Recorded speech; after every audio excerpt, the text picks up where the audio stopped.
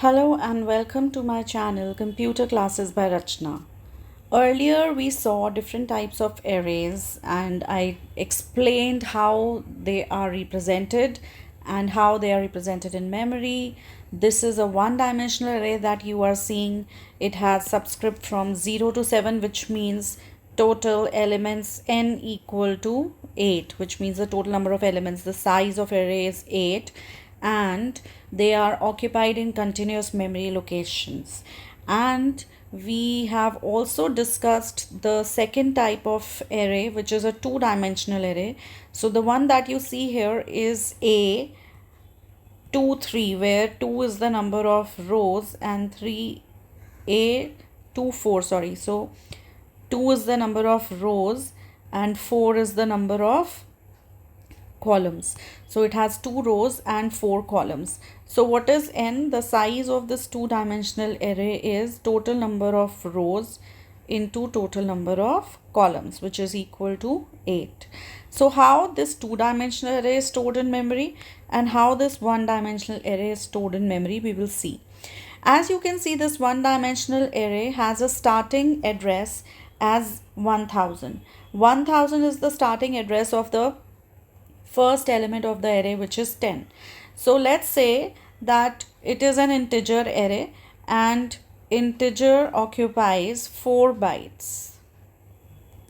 Since integer occupies 4 bytes, the first element would be occupying 1000, 1001, 1002, 1003. That is 4 memory locations, 4 values for the storage. So 10 will be occupied from 1000 to 1003.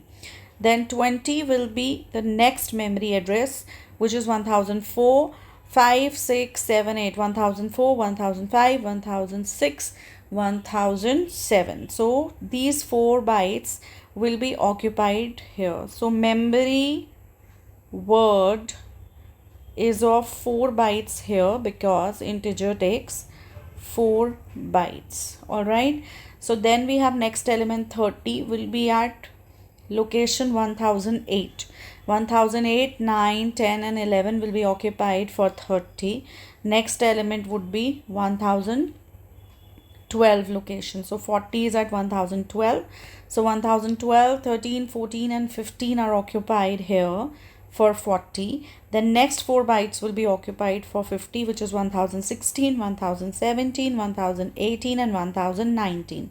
Similarly, 60 will be at 1020, 70 will be at 1024 and 80 will be at 1028. This is how the first type of array, which is one-dimensional array, is stored in the memory. All right. So this is the memory representation for elements of one-dimensional array.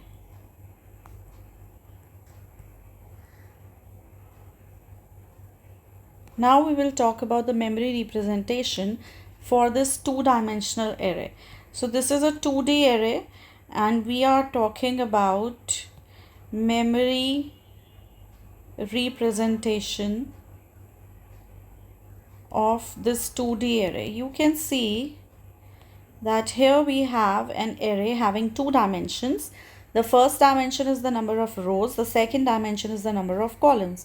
So it has 2 rows and 4 columns. The index of row is 0 and 1 and the index of column is, the index of rows is 0 and 1 and the index of columns is 0, 1, 2 and 3.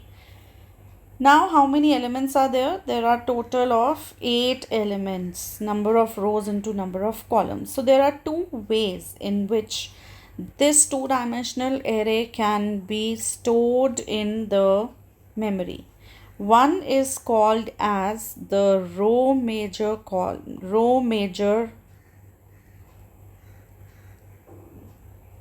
allocation, and it is also called as row major order, and the second is called as column major order. There are 2 ways of representing a two-dimensional array in memory.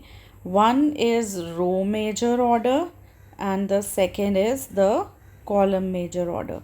So what is happening for the row major order? In the row major order, we read all the elements row wise. So all these elements of row first will be read, then all the elements of the second row will be read and stored in the array, which is the memory array. And if I talk about the column major, in column major we first read the elements of the first column and store them, then we store the elements of the second column, then we store the elements of the third column, then we store the elements of the fourth column. This is how we store the elements in row major and column major order. So let's start with row major first. So the elements of the first row will be 10, 20, 30, 40. Now the elements of the second row will be 50, 60, 70 and 80. And if I talk about column major, the first column elements are 10 and 50. The second column elements are 20 and 60. The third column elements are 30 and 70. The fourth column elements are 40 and 80. So these are the memory locations here, and all the 8 values are stored. So let me mark the elements of, these are the elements of row 1, which is row number 0, and these are the elements of row 2, which is row number 1. Alright, similarly, this is column 0, column 1, column 2 and column 3. Now let me mark the addresses. Let's say it begins with the address 1000. So first 4 bytes occupied from 1000, 1001, 1002 and 1003. So 20 will be occupied by location 1004 to 1008. So here in column major, the second element, which is 50, will be 1004. Similarly, the location of next element would be 1008. The location of next element would be 1012. The location of next element would be 1016. The location of next element would be 1020, because 4 bytes are occupied by integer. This is what we are assuming, and which is mostly in all the cases. Then 1024 and 1028. 1028. Here also.